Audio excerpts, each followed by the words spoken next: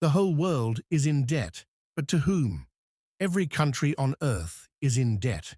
For example, the United States now owes more than $38 trillion, the highest in its history.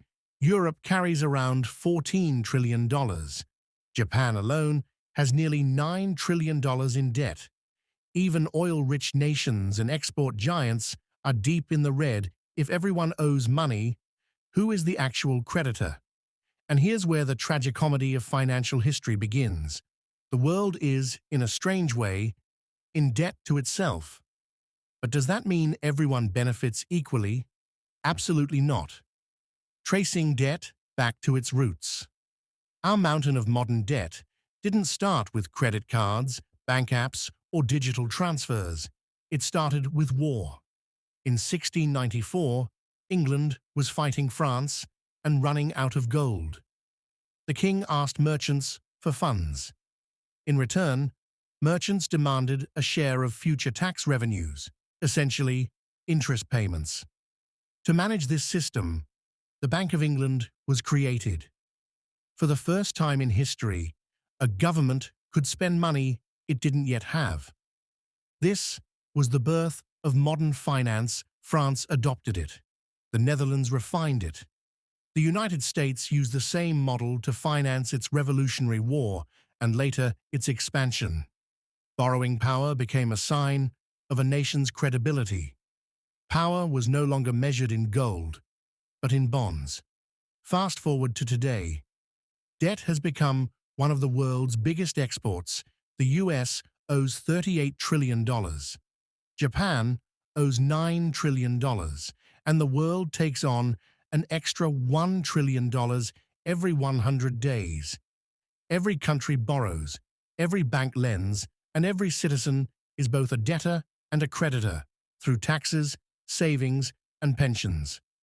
So who actually holds the other end of the rope?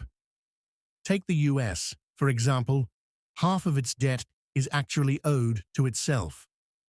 Nearly half of US debt is held by investors, and most of those investors are American. US banks, pension funds, insurance companies, mutual funds, and even the Federal Reserve. Around $9 trillion is held by foreign investors. The largest foreign holders are Japan, China, the UK, Luxembourg. So yes, the US owes money to China, but that's only about 2% of its total debt. America's biggest creditor is America, the world's strange debt loop. This network has turned into a global cycle. Japan buys US bonds. The US lends to Europe through the IMF. Europe lends to developing nations. Developing nations invest their reserves back into Western bonds. It's a planet-sized web of IOUs. Everyone holds someone else's debt. The real power: markets and central banks. Who decides which country borrows cheaply and which pays high interest? Hedge funds, giant investment funds, and central banks. If confidence drops, currencies fall, economies crash, governments collapse. Democracies choose leaders, but markets decide who gets to survive. And central banks, they're the system's money factories. When they buy bonds, they literally create new money.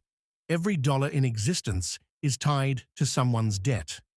What happens when the system breaks? When trust fades, collapse begins. Greece, 2010. Debt became unpayable, interest rates spiked, austerity hit Argentina, defaults again and again. Sri Lanka, fuel shortages, political crisis, triggered by debt. And suddenly, the invisible creditors show up. The IMF, ratings agencies, huge investment funds.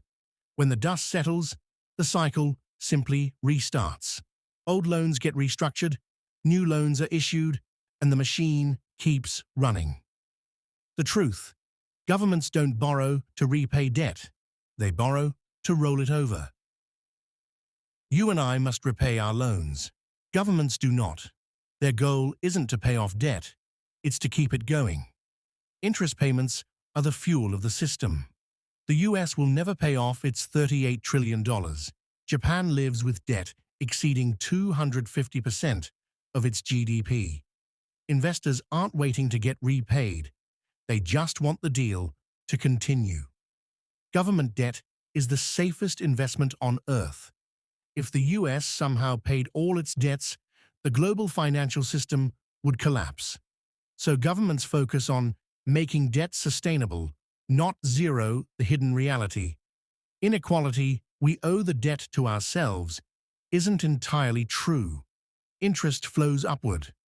From workers to capital owners, debt isn't just a matter between nations. It's a transfer of wealth between classes. As debt grows, inequality grows. Final word. Debt has become the world's money. Today, debt circulates like currency. Governments issue it. Banks multiply it. People trust it. In ancient times, debt meant bondage. Today, it represents balance.